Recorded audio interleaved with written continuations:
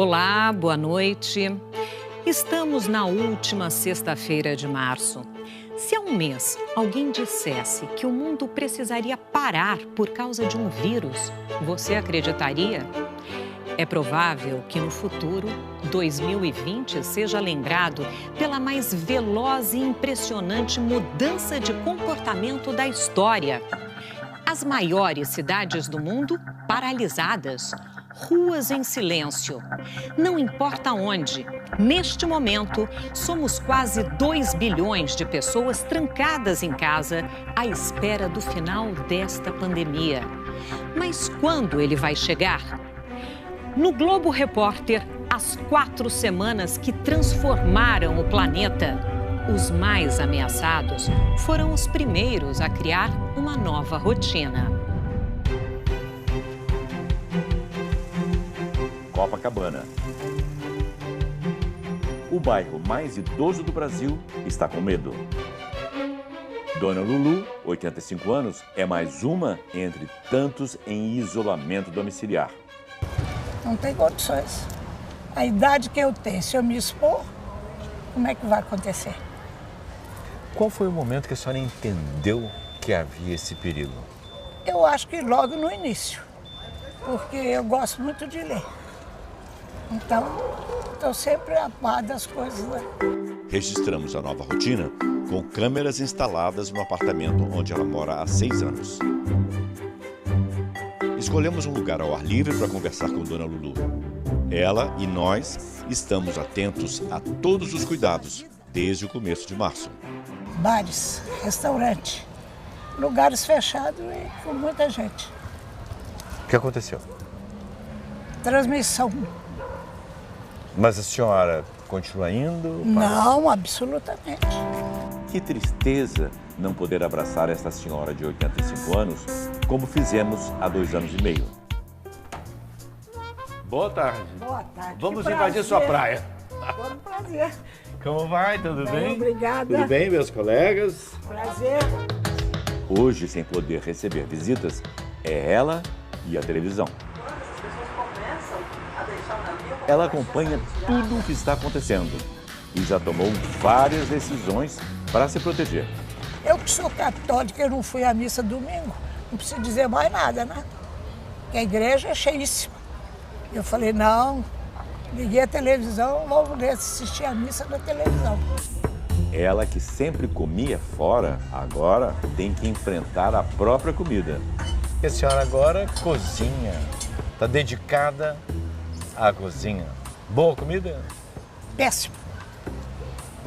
Um dia sai salgado, um dia sai arroz mais cru, sai... É aquilo que não sabe cozinhar.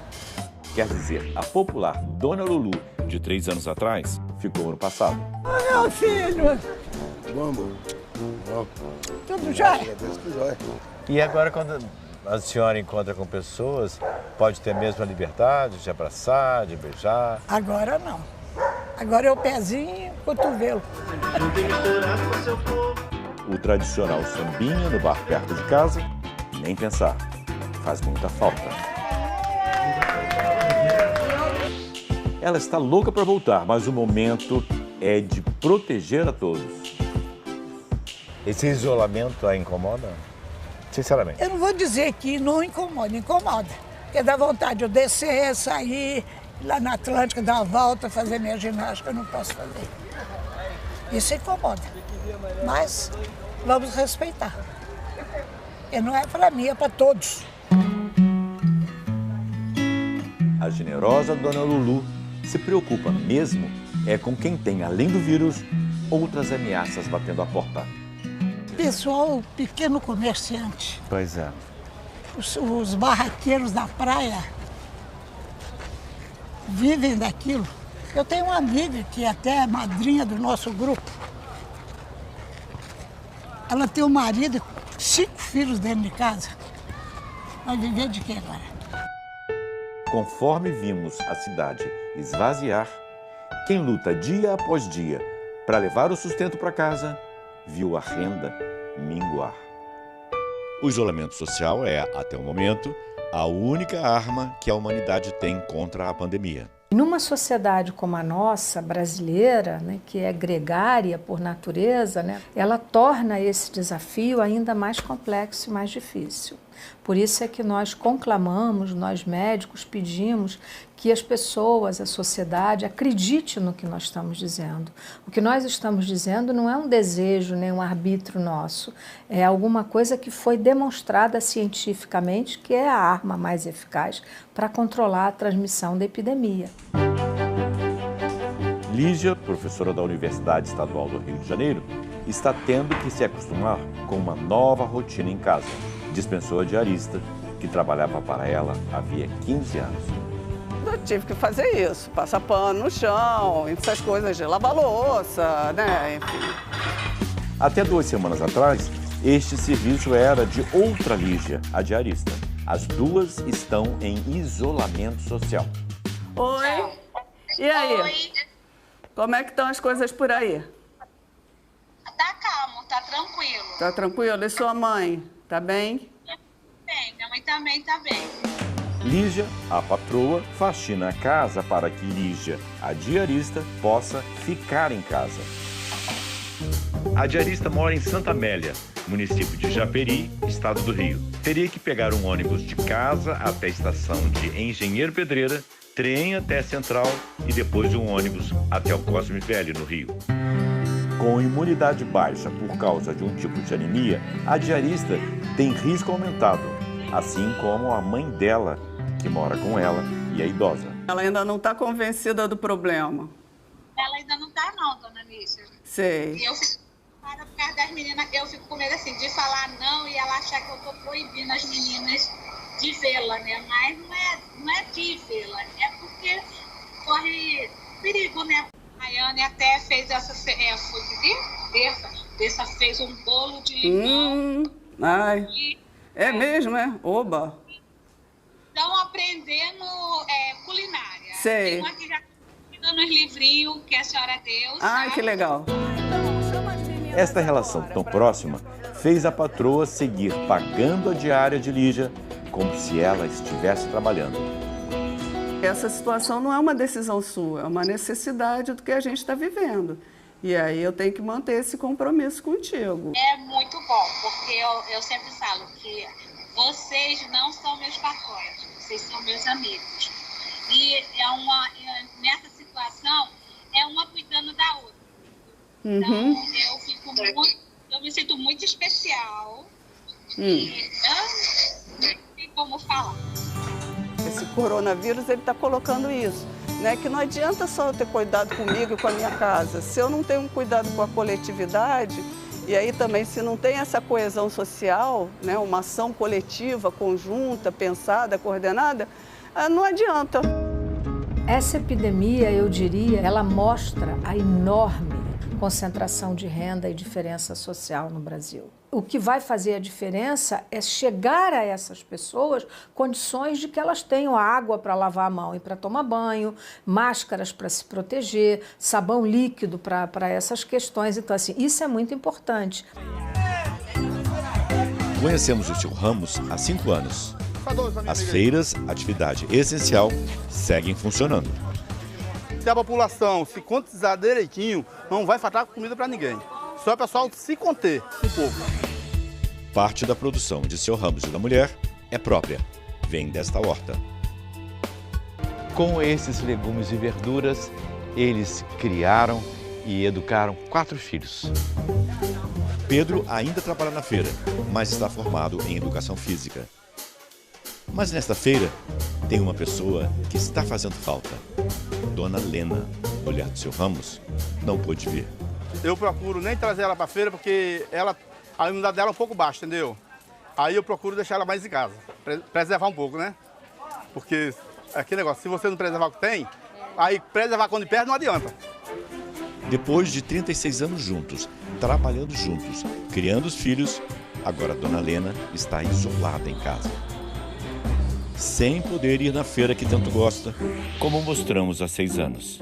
Tava com saudade de você, meu amor. Como é que tá os filhos? Quando ela não vem, a gente sente uma falta muito grande dela. Em casa, Dona Lena também sente falta da feira. E dos 3 netos, então... Contatos só por telefone. E de repente chegou, pá, afastou as pessoas que a gente ama, a minha, a sua, a dele, a de todos, afastou todo mundo. E a gente ficou, meu Deus, e agora? No domingo passado, o aniversário do Murilo, filho do Pedro, foi assim. Só uma pizza com pai e mãe. Não teve festa. 6 anos do meu pequenininho não teve festa. Mas ele entendeu. Ele tem uma cabecinha muito boa. É um menino assim com uma sabedoria abençoada. Sabedoria que certamente vem da avó. Esta mulher que fugiu da seca na Paraíba e morou num barraco ao lado da horta, sabe a importância da solidariedade num momento como este.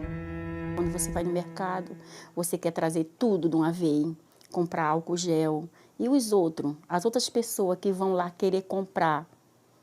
Se a gente pensar só na gente, como é que vai ficar o Brasil, o país todo?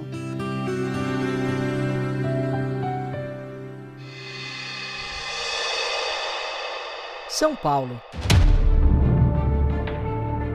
O trabalho sempre foi nosso maior orgulho, nossa mais perfeita tradução. Visível nas nossas ruas, nas nossas esquinas, no rosto da nossa gente. E de uma hora para outra, um inimigo invisível roubou nossa identidade.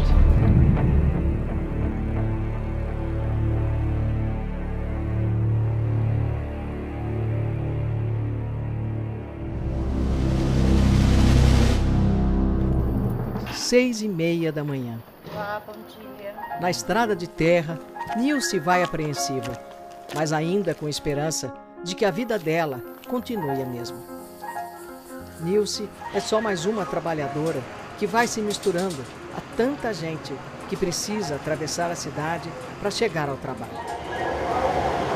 Nesse dia, o metrô seguia cheio. Uma sensação estranha pairava no ar, por causa desse vilão que ninguém vê, mas que todos sabem que anda solto pela nossa cidade. O álcool gel entra e sai das bolsas. Não são nem 8 da manhã e a Nilce pega a terceira condução. Nem a chuva lá fora é capaz de parar o trânsito e o ônibus, que segue quase vazio. Um vazio que enche de medo. Quem só ganha dinheiro quando tem gente circulando em volta. A Nilce faz a unha de 8, 9 clientes, num dia de bom movimento. Ontem foram só 3. Hoje... Uma pessoa na agenda até agora. O medo não é só do vírus. O marido é pedreiro. Ela tem filhos e netos em casa. A pergunta é a mesma de milhões de brasileiros. Como a família vai sobreviver? Nós somos autônomas, então a gente faz o nosso salário. A gente depende das clientes. A gente precisa de dinheiro para tudo, para viver. Não é nem para luxo, para isso, para aquilo, é para viver. Para desmarcar? Tá, joia. É um cancelamento atrás do outro. A Nilce conseguiu fazer 2 unhas hoje. Mal deu para tirar o dinheiro da condução. Um dia depois, o que a Nilce mais temia aconteceu. O salão onde ela trabalha está fechado, pelo menos pelos próximos 20, 30 dias. Você que ficou encarregada de fechar o salão? Exatamente, eu que fiquei. Como é que você recebeu a notícia? Foi um baque, né? Tanto pra mim, pra minha mãe também, que é manicure aqui. No espaço apertado, em uma galeria no centro de São Paulo, Max faz unha, cabelo, tranças. O que aparecer. Paga aluguel para trabalhar e para morar. Eu preciso do povo para poder trabalhar. Eu atendo pessoas, eu lido com pessoas todo dia. E o que vai ser de mim? Só eu, meus materiais, o espelho. Mãe, já está chegando? Dona Laurinda é cliente antiga. Foi uma das poucas a vir para o salão nos últimos dias. A circulação de pessoas na cidade ainda não estava restrita, mas aos 74 anos, ela fez o que nenhum médico recomendaria. Você sabe tanto que eu gosto de rua, né? Gosta de passear, não consegue ficar em casa, não. Não, eu gosto muito de andar, viajar, passear, gostoso, né? O negócio é ficar mais quieto em casa. A gente só acredita que acontece com os outros, né? Nunca pensa que vai afetar a gente. E infelizmente aconteceu.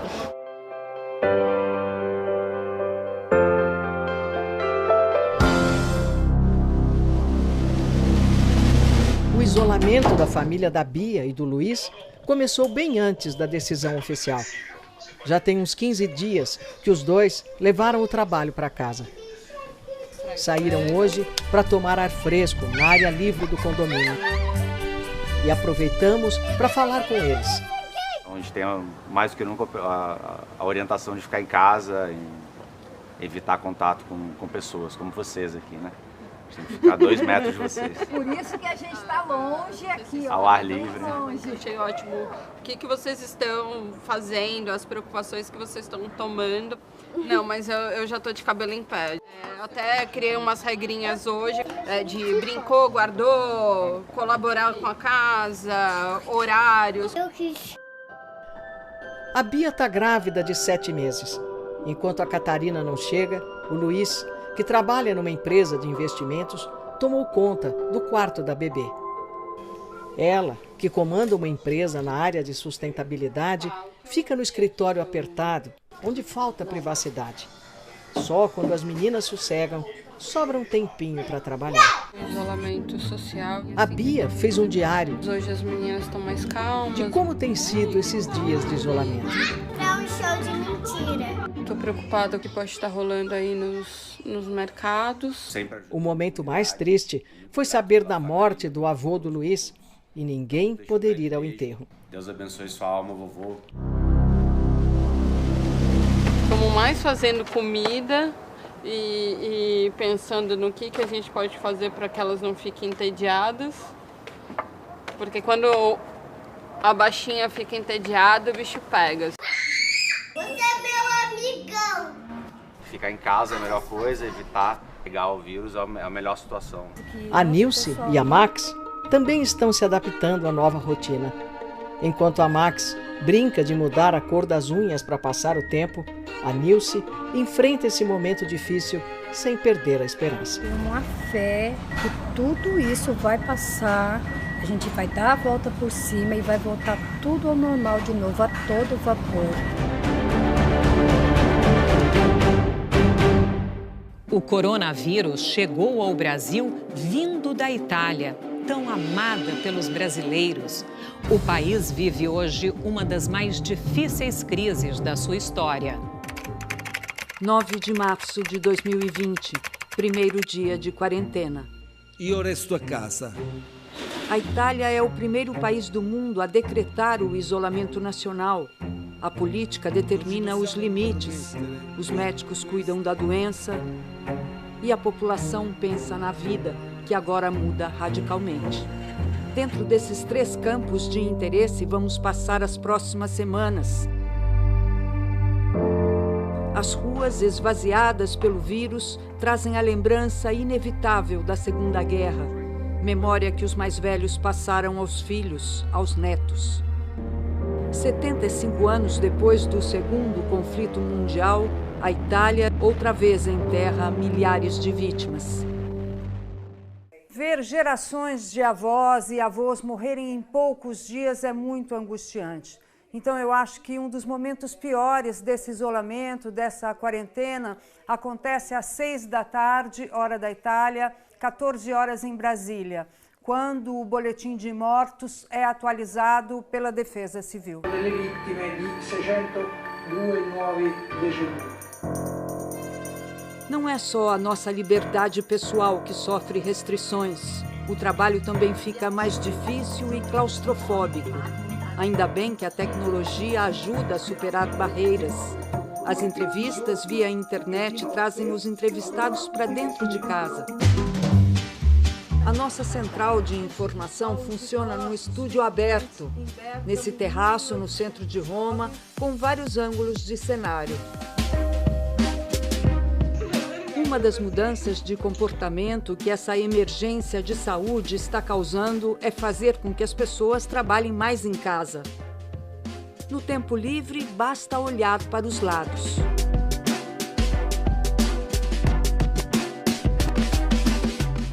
A jardinagem relaxa os pensamentos, Com essa crise, todas as plantas ficaram meio abandonadas e agora é como se fôssemos obrigados a nos ocupar de pequenas ações cotidianas que são essenciais, mas que, na verdade, por falta de tempo, deixávamos nas mãos de outras pessoas. Mas é muito bom recuperar esse contato com as plantas. E no hemisfério norte é quase primavera. A Itália foi fechada em 6 decretos-leis, até as fábricas.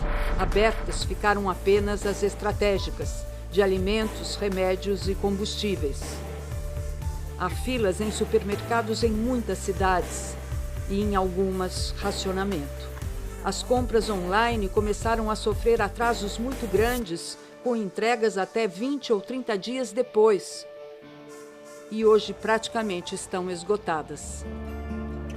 A praça que vende as frutas mais bonitas do centro de Roma, o Campo de Fiori, agora está desativado. Mas no endereço perto dali, os irmãos Cláudio e Máximo Zampa organizaram um depósito e continuam a servir os clientes por telefone. Buongiorno Massimo.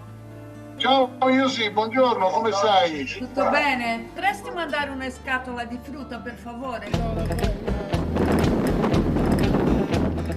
Verduras e frutas frescas são embarcadas. Os entregadores estão entre os poucos autorizados a circular por esta Roma deserta.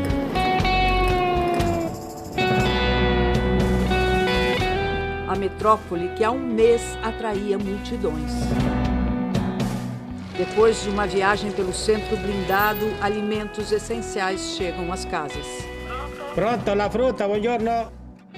O isolamento nos ensina a comprar o necessário. Nessa época é melhor comprar as frutas que podem ser descascadas e cozinhar todas as verduras. O isolamento na Itália começou 12 dias antes do Brasil. Milhares de italianos desrespeitaram as ordens do governo e saíram de casa sem motivo. Mais de 80 mil processos foram abertos. Parece que essa emergência veio também ensinar o respeito às leis e aos outros. Grandes questões, como a das mudanças climáticas, ficaram esquecidas durante a pandemia. Mas a natureza fez as suas revelações em várias partes do mundo.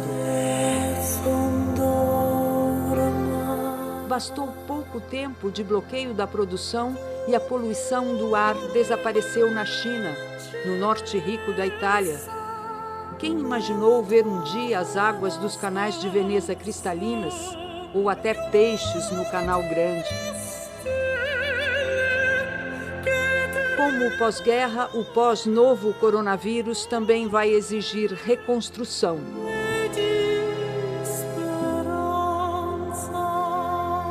E é possível que nós, cada um de nós, não sejamos mais os mesmos.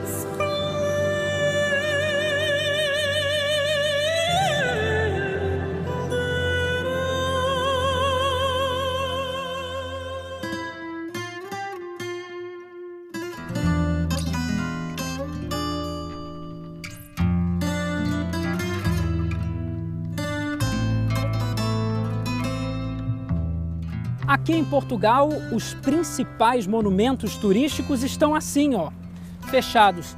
Esta é a Torre de Belém, um dos pontos mais procurados pelos turistas, e a área por aqui está completamente vazia.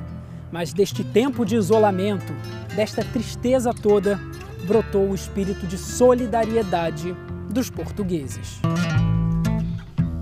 Pequenos bilhetes pregados aqui e ali, vizinhos que se oferecem a ajudar e a animar. Ninguém é uma ilha com um coração desenhado. Temos que ter esperança na humanidade. É a esperança que move os voluntários. A comida ainda chega quentinha na casa dos idosos. As refeições para hoje, sábado e para domingo. Estava a fazer uma joia. Os voluntários enfrentaram a desconfiança dos idosos. Afinal, lidam com dinheiro e têm acesso às residências. Por conta disso, o apoio da administração do bairro de Benfica foi fundamental. Todos temos que nos juntar para procurar as soluções. Os voluntários receberam coletes de identificação e apoio logístico. Então, e hoje está mais calma? Está sozinha? Não está desamparada, nós estamos cá para isso. Nas farmácias, eles já são conhecidos. Receita na mão, os remédios vão sendo separados e levados para quem precisa. Tem aqui os seus medicamentos. O valor é 13,24 €. Se a senhora agora não tiver disponibilidade, tudo bem, eu depois passo cá no outro dia, está bem? E tem que ter preparo físico. A Ana agradece o esforço todo. Estou no grupo de risco, tenho 55 anos, mas sou asmática e faço várias infecções respiratórias. Assim, na medida do possível, o comércio fica mais ordenado, as ruas mais vazias e os idosos e doentes mais protegidos. E acho que devíamos todos nos unir, somos todos gente e supostamente devemos nos ajudar uns aos outros.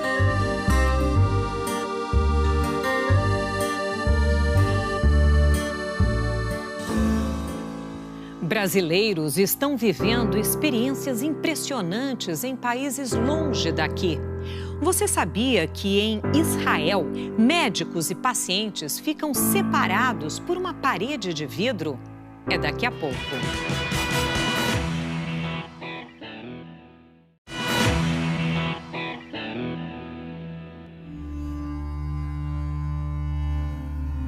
A Organização Mundial da Saúde classificou a disseminação da doença causada pelo novo coronavírus como uma pandemia. A Europa se tornou o epicentro da pandemia do novo coronavírus. Causa alarme especial a situação na Itália e no Irã. Escritórios, fábricas e a suspensão de quase todo o transporte público. A decretação da pandemia abalou o mercado financeiro. Medidas anunciadas derrubaram bolsas de valores no mundo todo. O mundo em alerta. Um planeta contra um vírus. A OMS defende que todos os casos suspeitos sejam testados. Situação de emergência. O inimigo invisível foi ganhando território.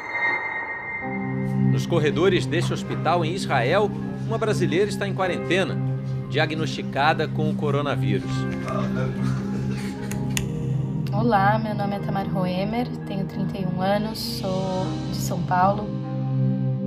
Você está morando em Israel, é isso? Sim, eu moro aqui já faz um pouco mais de 2 anos e meio. Ela voltava de uma conferência na Escócia quando percebeu os sintomas. Eu liguei pro Ministério da Saúde, né, que eles têm uma linha direta para a gente se comunicar. Esse teste foi feito na sua casa, então você não se deslocou a um... Foi feito. Não. Ninguém, todo mundo que estava em quarentena tinha que ficar em casa, a gente não podia sair. Mas Tamar precisou dos cuidados de um hospital. E o tratamento lá é bem diferente. Entre os doentes, nada de isolamento. Ela nos mostra a ala dos infectados. De um dia para o outro chegaram mais 7 pessoas. Os doentes convivem aqui. Agora eu vou buscar o meu café da manhã que chegou. Mas os médicos não entram, ficam do outro lado das paredes. Eles avisam a gente pelo interfone e a gente recebe a comida aqui. Tem o meu nome, inclusive aqui. O médico que tá na sala dele, tipo o Big Brother assistindo a gente, ele ouve tudo por lá. Essa é o canto do exame à distância. A gente fala com eles através desse tablet. Tem um termômetro, isso daqui é um termômetro. Eu coloco a 5 centímetros da minha testa e mede minha temperatura. Aqui atrás eu também acoplo isso daqui, que é um estetoscópio. Isso eu coloco no meu coração e no meu pulmão. Lá não há falta de testes. A cada 2 dias, Tamar passa pelo exame. Os médicos ficam do outro lado. Ela aguarda o resultado do último exame. Vou mostrar para vocês o meu quarto. E agora há pouco eu recebi dos meus amigos queridos um monte de ervinhas. Eles me mandaram para eu poder fazer chá, para eu poder temperar minha salada. Isso que é o mais importante, receber cuidado de todo mundo. 14 dias aqui. E o que ela aprendeu? Todo mundo tem que levar a quarentena a sério, não é brincadeira. Realmente a gente tem que conter essa doença e a gente pode fazer isso, né? Eu entendi que essa quarentena já não era mais pela minha saúde, né? Porque eu já estava bem, mas era pela saúde dos outros. Acabei de receber meu segundo negativo. Recebi agora as instruções de como eu me vestir para sair. Daqui a pouco estou chegando em casa.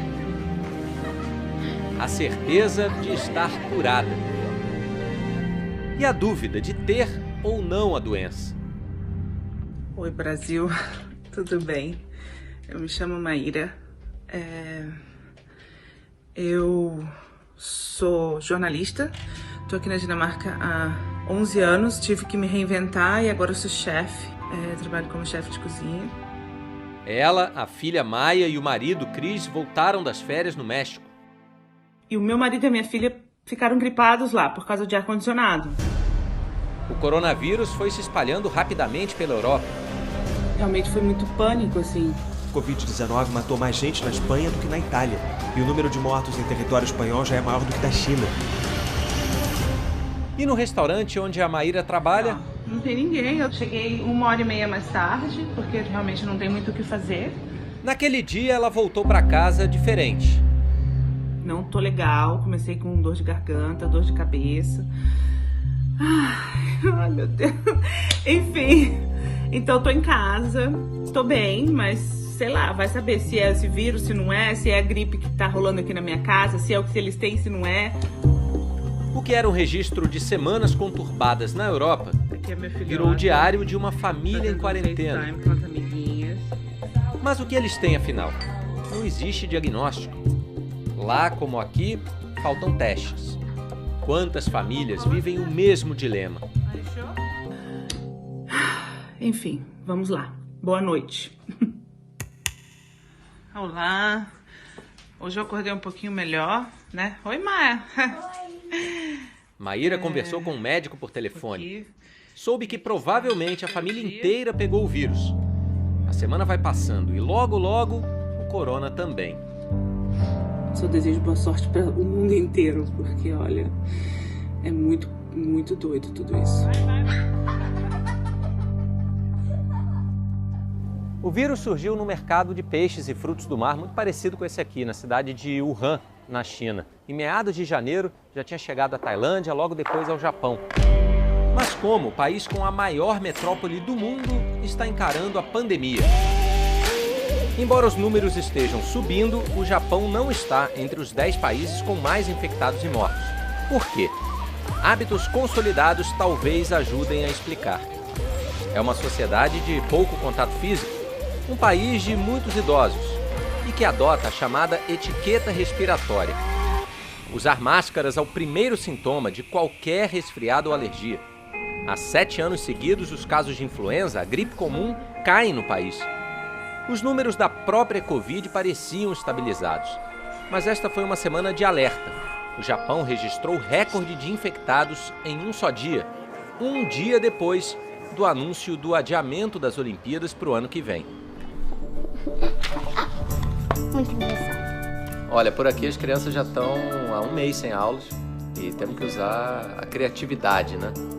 Good. Yeah, exactly. Good.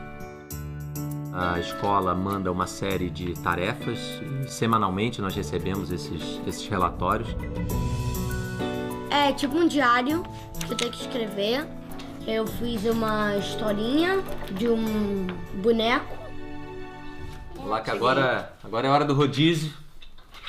Até já, fica com sua mãe aí, gente. Tem que ir lá pro escritório de novo.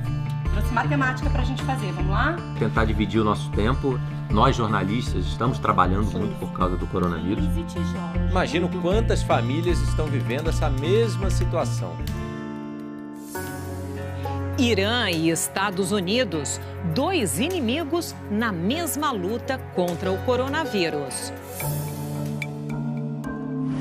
Ninguém imaginava. Os milionários que frequentam o clube de Mar-a-Lago não sabiam que jantariam ao lado de presidentes. E muito menos que aquele jantar entraria para a história como uma espécie de último brinde de uma era. Donald Trump convidou Jair Bolsonaro para celebrar a amizade em seu hotel de luxo na Flórida.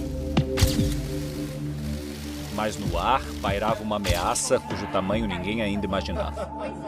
Presidente, por favor, a última oportunidade, uma palavrinha com a imprensa. Nenhum de nós, jornalistas, imaginávamos que essa era uma cobertura mais arriscada que as outras. Foi só quando o presidente voltou ao Brasil que as notícias começaram a surgir. 22 pessoas que estiveram na comitiva contraíram a doença. Na hora, eu entrei em auto-quarentena. Tá falando de casa porque tá em home office, não é isso, Felipe? Isso, Márcio, tudo bem? Bom dia para você, bom dia a todos. Estou trabalhando de casa essa semana, uma das recomendações das autoridades. E cada dia nas nossas vidas passou a se tornar um mês. I am officially declaring a national emergency. Todos os teatros da Broadway suspenderam os espetáculos. Alguns dos lugares mais famosos ficaram assim praticamente vazios. O coronavírus atravessou fronteiras. Em breve o país pode virar o novo epicentro mundial da pandemia. Com tudo isso acontecendo lá fora, o virtual virou o novo real. O produtor Felipe Coalho estava comigo lá naquela cobertura em Miami e também está vivendo a quarentena. Oi, Coalho, como é que tem sido os dias por aí? Oi, Felipe. A gente vai criando estratégias, né, para conseguir encarar o dia a dia. É repetir a rotina, como se estivesse indo para o escritório, como se tivesse a vida normal. É hora de medir a febre. Vamos lá. Eu tenho feito isso de manhã quando eu acordo, na hora do almoço. A única vantagem do home office é não precisar encarar o frio de 5 graus lá de fora. Eu peço comida, o entregador traz, mas mantém uma distância. Eu aqueço, como rapidinho e logo volto para o trabalho. A gente está em casa tendo que fazer as compras pela internet também, mas nos grandes supermercados virtuais esgotaram álcool em gel, papel higiênico. E lá de Boston, a região com mais brasileiros aqui nos Estados Unidos, a gente recebe os mesmos relatos. A procura por alguns produtos é tão grande que o mercado teve que reabastecer, porque as pessoas estão desesperadas por esses produtos. Essa é a prateleira do álcool gel.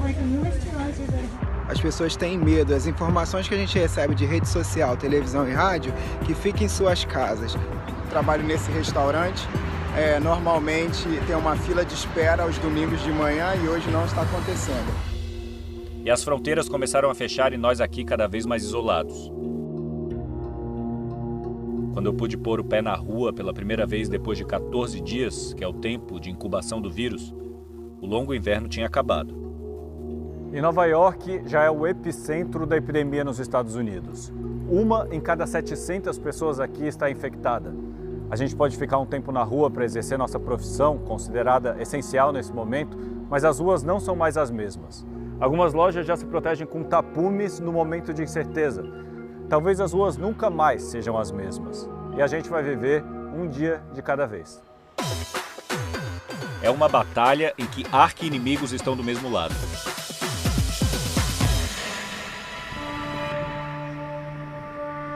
No Irã, as semanas passam e o drama continua. Cerca de uma morte a cada 10 minutos. Sou Elisângela Camargo, tenho 43 anos, sou casada com um iraniano. Esse é meu esposo Ismael.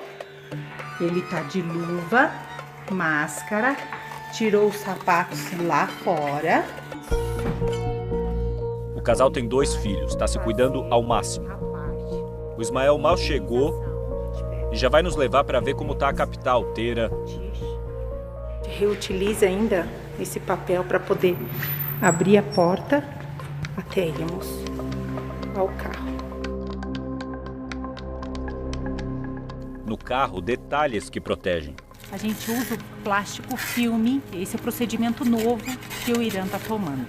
Depois a gente retira e joga fora.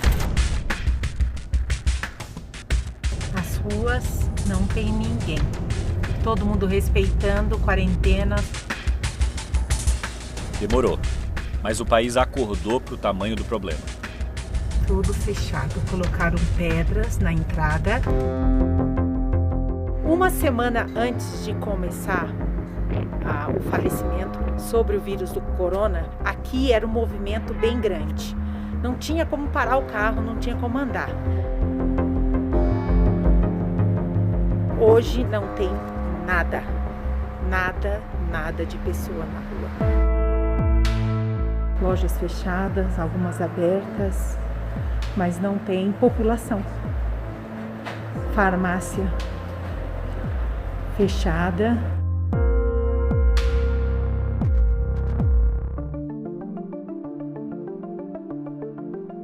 Chegamos aqui a um supermercado, tá? Que ele atende as precisões. Só ele que está aberto.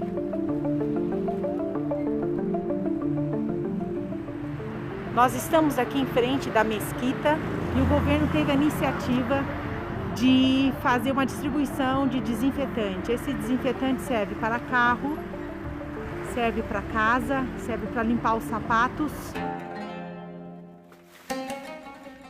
Limpeza extrema. Tudo o que vem da rua, a dona Elisângela lava. É uma função, mas é a única coisa que nós podemos fazer para acabar com o coronavírus.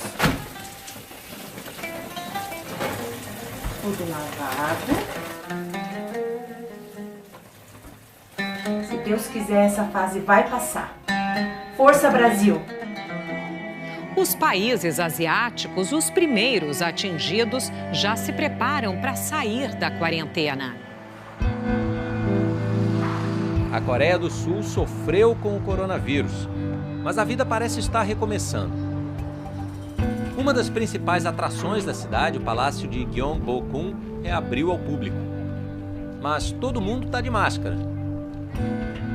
Isso não é apenas uma questão de proteção pessoal, senão que também é um esforço para evitar a contaminação, para evitar que outra pessoa acabe pegando um vírus que você pode não saber que está carregando.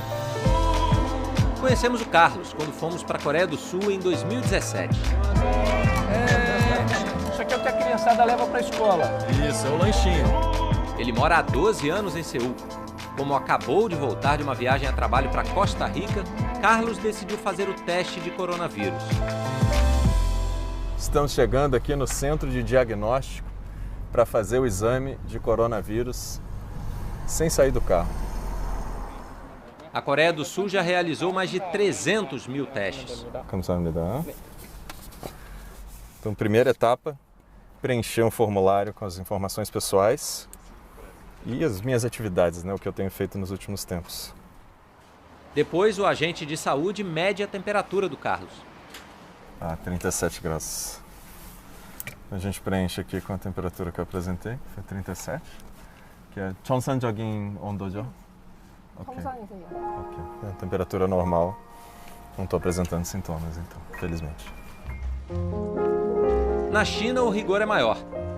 A estudante Mariana segue em quarentena dentro do campus da Universidade de Baoding, na província de Hebei.